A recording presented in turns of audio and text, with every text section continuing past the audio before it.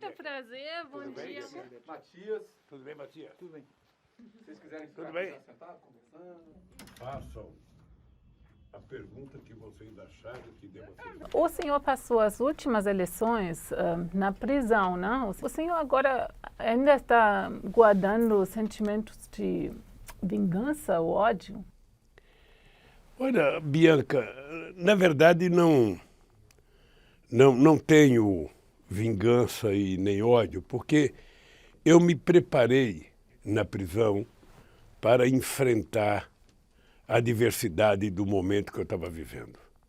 Eu tinha consciência do processo todo. Eu tinha consciência da mentira contada. Eu tinha consciência da farsa. Eu tinha consciência do papel que o Moro estava jogando, que o Ministério Público estava jogando e que a imprensa estava jogando. Porque uma parte do que nós estamos vivendo hoje, com o governo Bolsonaro, com o fascismo, com o nazismo, com a ultradireita, sabe, fazendo tudo errado, tem muito a ver com o comportamento que a imprensa teve nos últimos anos negando a política. Passou, eu venci, provei que aquilo que eu dizia era verdade, estou livre e vamos para a luta. E hoje você ainda reconhece o seu país? Quando eu deixei a presidência, antes um pouco, em março de 2009, o Brasil era a sexta economia do mundo. O Brasil estava num processo de crescendo enquanto país internamente, crescendo enquanto defensor da sua soberania, mas crescendo também na sua participação a nível internacional. O Brasil tinha virado protagonista internacional. A gente viveu um momento quase que de ouro na América Latina e no Brasil. Lamentavelmente, estamos passando por um processo muito complicado, muito delicado, em que a política é negada. Nós temos um presidente 100% irresponsável, 100% mentiroso. Ele sente o prazer de contar mentira, de tentar enganar o povo. Eu vou continuar brigando para a gente reconstruir a democracia no Brasil e fazer o Brasil voltar a ser o país feliz. O deflorestamento aumentou dramaticamente durante esse governo, né, agora. E a luta contra as mudanças climáticas foi bem enfraquecida, né? Vai ser possível reparar esse processo, reverter? Bianca, é plenamente possível reverter, Bianca. Veja, primeiro porque você tem uma sociedade que cresce a cada dia a consciência ambiental na sociedade. Um grande número de brasileiros e de gente no mundo inteiro sabe que hoje você não pode discutir desenvolvimento econômico sem discutir desenvolvimento ambiental. É possível compatibilizar o crescimento agrícola com a preservação ambiental. É possível você pensar no crescimento econômico e industrial preservando a questão ambiental. É possível você pensar em aumentar qualquer tipo de indústria preservando o meio ambiente. O que é que nós precisamos pensar, na verdade? Tirar proveito da riqueza da biodiversidade para transformar aquilo numa forma de sobrevivência da sociedade, de ganhar dinheiro da sociedade. A Amazônia, sabe, embora seja um território soberano brasileiro, as riquezas da biodiversidade da Amazônia, ela pode ser repartida com o planeta Terra. Como eu fiz quando eu era presidente, que fizemos o acordo com a Alemanha e com a Noruega, criando o Fundo Amazônia. É possível. Não é destruindo, não é derrubando árvores, é plantando árvores. Sabe, lá não vai precisar plantar soja, lá não vai precisar guiar gado, lá o que precisa é cuidar da manutenção da biodiversidade, porque o mundo precisa da biodiversidade. Então o Brasil pode construir parceria, sabe, com o mundo inteiro para ajudar a cuidar da Amazônia e não destruir a Amazônia. O que você teria feito de forma diferente na pandemia de corona do Bolsonaro, porque o auxílio emergencial dele foi elogiado também? Qualquer ser humano do planeta Terra fazia melhor que o Bolsonaro. Porque qual é o problema do Bolsonaro? É que ele não fez. Ele não enxergou o mundo. Ele não enxergou o coronavírus. Ele não enxergou a pandemia. E ele passou a trabalhar negando quase tudo. Ele começou dizendo que a pandemia não existia, que era uma pequena gripe, que era uma gripe que ia matar apenas velhinho, que ele, que era atleta, não teria que ter problema. Depois ele passou a transformar em inimigos todo mundo que pensava da forma, sabe, correta. Então, quando a gente chama o Bolsonaro de genocida, é porque são quase 600 mil mortos que nós temos nesse país e uma parte dele é da responsabilidade do comportamento do Bolsonaro, porque ele poderia ter comprado vacina muito antes. Hoje, a CPI está mostrando que houve muita corrupção na compra de vacina ou na tentativa de comprar vacina. Então, eu acho que em algum momento o Bolsonaro será julgado. Em algum momento, sabe? E eu acho que é disso que ele tem medo. Eu poderia afirmar para vocês que essa loucura toda que o Bolsonaro faz, dizer que não vai deixar a presidência, que se não tiver votação por expresso não vale nada, que vai haver corrupção. Sabe o que o Bolsonaro tem medo? Porque ele sabe que ele vai perder e ele sabe que ele perdendo ele tem medo de ser preso. Mas você acha que Bolsonaro vai tratar de fazer um golpe? Olha, eu não acredito que a sociedade brasileira aceite um golpe do Bolsonaro. Eu acho que o grande golpe ele já deu em 2018. Porque é a primeira vez que um presidente da República é eleito com base em fake news. Ele mentiu durante toda a campanha, não participou de nenhum debate e foi eleito presidente da República. Ou seja, ele é uma mentira.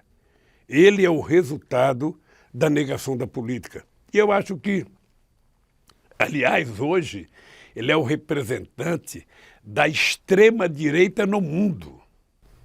O senhor acha que vai haver um impeachment? Nós já tivemos mais de 160 pedidos de impeachment. Quem tem a iniciativa de colocar em votação os pedidos de impeachment é o presidente da Câmara. E não foi colocado nenhum até agora, embora os partidos de oposição tenham cobrado para que o presidente da Câmara coloque em votação os pedidos de impeachment. E eu acho que eles não vão colocar. Acontece que ele tem maioria na Câmara e, portanto, ele não quer votar o impeachment. Se nada disso acontecer até as eleições, ele será caçado pelo povo brasileiro. Na realidade, quando o Bolsonaro começou, ele se posicionou contra o establishment político, né? Ele falou que ia acabar com a prática de enriquecimento e agora, ao final, ele acabou se vinculando, né, estreitinho ao malfamado Bloco do Centrão, né? Que tem bastante político também envolvidos em processos de corrupção.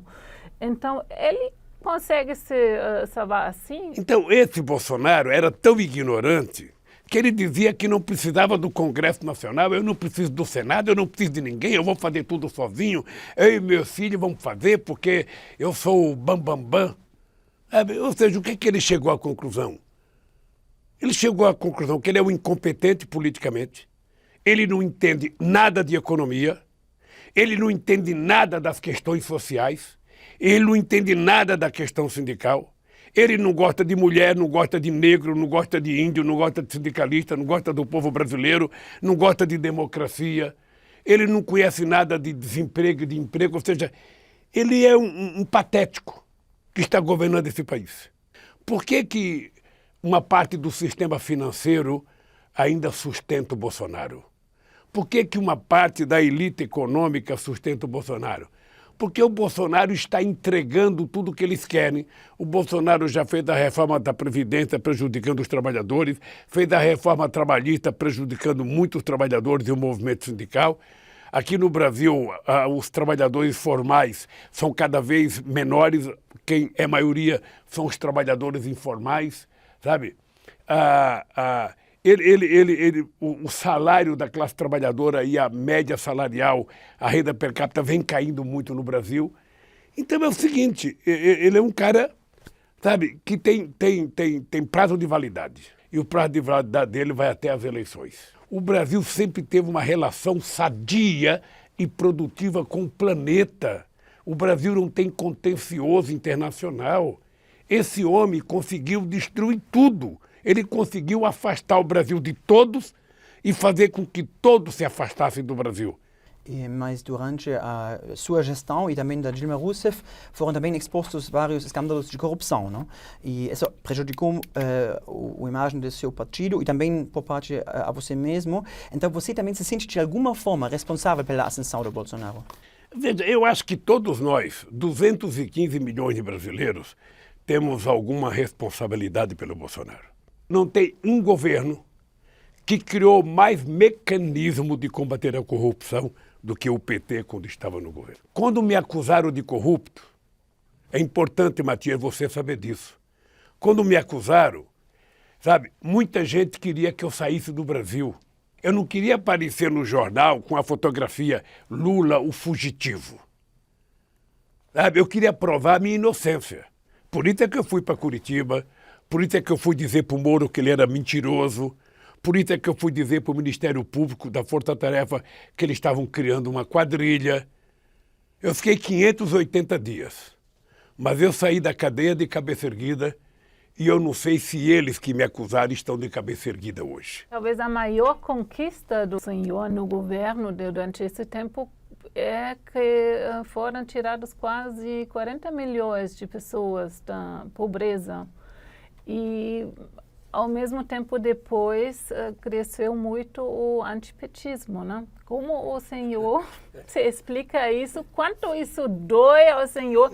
E como isso prejudica o senhor agora, né? Bianca, se você um dia for política, não faça nada esperando agradecimento. Faça porque tem que ser feito. Faça porque as pessoas têm direito e faça porque é sua obrigação fazer. Veja, na verdade, nós tiramos 36 milhões da miséria absoluta. Nós elevamos 40 milhões a um padrão de consumo de classe média baixa. Enquanto a Europa gerou 100 milhões de desempregados durante a crise do Lehman Brothers, aqui neste país nós criamos 22 milhões de empregos formais. Nós fizemos mais universidades em 8 anos do que tudo que foi feito em 500 anos. Nós fizemos mais escolas técnicas do que tudo que foi feito em 500 anos. Nós tínhamos 4 milhões de estudantes na universidade. Nós fomos para quase 8 milhões e meio de estudantes na universidade. Nós mais que dobramos. Então, o que nós provamos? Nós provamos que é plenamente possível a gente ajudar os pobres a subir um degrau na escada, sabe, do avanço social. E o ano que vem você vai candidatar? E o que vai fazer ou faria em caso para evitar escândalos como da corrupção que tinha nos primeiros...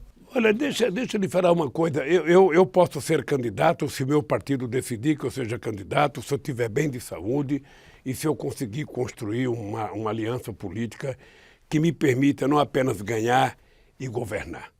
Tá? E se eu fizer isso, você sabe, e você pode também pesquisar, nós vamos fazer com que a corrupção seja combatida 24 horas por dia, como foi no nosso governo. Também o Brasil conhece os trabalhos do PT. O Brasil sabe porque houve uma tentativa de destruir o PT. Não foi por causa de corrupção, não foi por causa de mal governança. A tentativa de destruir o PT é por causa de uma coisa chamada inclusão social. Quando nós começamos a colocar as pessoas mais pobres desse país na universidade, quando filha de empregada doméstica começaram a cursar a universidade, quando filhos de pedreiro começaram a virar engenheiro, quando filhos de pessoas humildes começaram a estudar diplomacia, ou seja, as pessoas começaram a achar que era demais, porque esse país ainda tem uma mentalidade escravista. Mas eu não tenho outra coisa a fazer na vida, a não ser tentar brigar para recuperar a democracia e garantir. Eu sou muito simplista, eu sou muito humilde. Sabe? Eu não estou querendo fazer nenhuma revolução, sabe? Eu estou querendo garantir que o povo tem o direito de tomar café, almoçar e jantar. Eu estou querendo garantir que o povo tem o direito de ter acesso à universidade e à escola de qualidade. Eu estou querendo garantir que as pessoas têm o direito de ter uma casa. Eu estou querendo garantir que as pessoas têm o direito de ter acesso ao lazer, à cultura. sabe, que a gente tenha terra para plantar para quem queira trabalhar no campo, sabe, são coisas humildes que estão na Constituição. É muito? Não é pouco. Só voltando aí na candidatura, né? Porque muitos brasileiros dizem que agora, num país bastante polarizado, né? É preciso de um presidente que não seja tendencioso, né? Porque se o senhor vencer nesse caso, significaria que o país ficaria parado, na realidade, porque a direita bloquearia tudo. Por que não deixar um candidato novo, assim, desimpedido, mais jovem talvez, ou talvez candidato de terceira via? Mas só quem pode deixar é o povo. É o povo. Você tem um candidato de terceira via? Eu, necessariamente, não precisava ser candidato, eu não preciso ser candidato. Mas eu tenho um partido político. E tenho uma maioria da sociedade que me quer candidato. Ora, por que eu haveria de abdicar para atender os meus adversários? Você sabe qual é o conselho que eu dou? É o seguinte: todo mundo que quiser evitar que o Lula seja candidato, não vota no Lula, certo? Ou todas as pessoas que acham que deve ter outro candidato, se lancem candidato. O que nós não podemos é aceitar a mentira. O Lula não pode ser candidato porque o Lula pode ganhar e ele vai polarizar. Ótimo, mas eu quero polarizar mesmo. Eu quero ir para a campanha dizendo que o Bolsonaro é mentiroso, que o Bolsonaro não sabe governar esse país, que o Bolsonaro não tem dimensão dos problemas do Brasil, que ele é um charlatão. É isso que eu quero dizer. Isso é polarizar? Ótimo. Agora, ele vai fazer uma campanha com base nos milicianos, ameaçando as pessoas, agredindo as pessoas, mentindo descaradamente. Então, como é que eu posso permitir que um presidente que conta 4 mentiras por dia continue presidindo esse país? E para o próximo presidente do Brasil, a Europa e a Alemanha vão insistir pela proteção do meio ambiente, não? Então, o que você acha? São essas reivindicações hipócritas, porque também a Europa é um motor que faz negócios em detrimento do meio ambiente brasileiro. Aqui no Brasil, nós assumimos o compromisso e reduzimos o desmatamento na Amazônia em 80%. Tá? Aqui nós cumprimos. Mas o mundo não tem cumprido. Mas eu também não quero ficar cobrando o que as pessoas não fazem. Eu quero saber o seguinte: o que é possível fazer? Então, o que acontece é que nós precisamos discutir uma política saudável e a questão energética, ela é muito importante para todo o planeta. Eu vou dizer pelo Brasil o que eu penso. Se nós disputarmos as eleições e nós ganharmos as eleições, nós vamos provocar uma conferência para discutir como a gente trabalhar para ajudar a preservação ambiental no mundo que ainda tem preservação ambiental, que a gente possa preservar as florestas existentes, que a gente possa tentar preservar e melhorar a qualidade da água doce existente no mundo, porque se a gente não fizer isso, fica tudo mais caro. E eu acho que o Brasil tem, e a Amazônia, que não é só do Brasil, tem a Amazônia em toda a América do Sul, a Amazônia tem uma riqueza de biodiversidade que pode ser utilizada para gerar empregos e melhorar a vida dos povos que moram na Amazônia. E isso tem que ser feito sem bravata, isso tem que ser feito sem discussão ideológica, isso tem que ser feito, sabe, com muito bom humor, pensando no ar que você vai respirar, pensando na temperatura que você vai sobreviver, que é isso que está em jogo. Como o senhor pensa conciliar esse tipo de política com o agronegócio tão forte aqui no Brasil, né? Olha, veja, o Brasil tem uma grande produção agrícola e eu fico feliz por isso, sabe? A agricultura brasileira, ela está, sabe, tecnologicamente muito avançada. Por isso que eu acho que a gente não pode colocar, sabe, todo o agronegócio no discurso maluco do Bolsonaro. Está cheio de empresário do agronegócio que sabe que tem que preservar, que sabe que tem que cuidar, porque senão, daqui a pouco as pessoas não compram os produtos que nós produzimos. Então, cuidar do meio ambiente é interessante até para quem está com disposição de exportar os produtos que planta aqui. Então a gente pode produzir mais carne sem precisar desmatar. A gente pode produzir mais soja sem precisar desmatar. A Amazônia, ela vai dar dinheiro para o Brasil sendo tratada diferentemente. Sabe? A Amazônia vai produzir riqueza cuidando da Amazônia, cuidando da biodiversidade, mantendo o ecossistema, sabe? É o que as pessoas precisam entender. E como você quer colocar a economia brasileira em curso, com um Estado mais forte ou um setor privado mais forte? Olha, essa é uma discussão também que eu já pensei que ela tinha acabado. Deixa eu te dizer uma coisa. O Estado não pode ser um Estado empresarial. Eu não defendo que o Estado seja o Estado dono das empresas. Não. Eu quero que o Estado seja forte para ser o indutor de políticas sociais e o indutor do desenvolvimento. Por isso é que eu defendo bancos públicos, por isso é que eu defendo empresas públicas como a Petrobras, como a Eletrobras. Mas tem também alguns países que mudaram muito nos últimos 20 anos, por exemplo, Nicarágua, Venezuela e em Cuba também, que tinham sempre laços com o seu partido. É importante também que as pessoas... Deixa eu lhe falar uma coisa para você. Eu fiquei muito triste quando a União Europeia aceitou a farsa, a mentira de eleger o Guaidó, o presidente da Venezuela. Deixa eu lhe contar uma coisa de coração. É muito importante que as pessoas permitam que cada povo viva do seu jeito, que cada povo construa a sua democracia. Eu, e quem está te falando, eu poderia ter ficado no mandato o mesmo tempo que a Angela Merkel ficou lá. Porque no parlamentarismo as pessoas acham que é a democracia, as pessoas ficando 16 anos. No presidencialismo, se o cara quiser um terceiro mandato, já é ditadura. Eu tinha 87% de aprovação quando o meu partido queria aprovar um novo mandato para mim. Eu não quis. Sabe por que eu não quis? Porque eu acredito na democracia, porque eu acredito na alternância de poder. Isso eu falava para o Chaves, isso eu falo para o Daniel Ortega, isso eu falava para Cuba.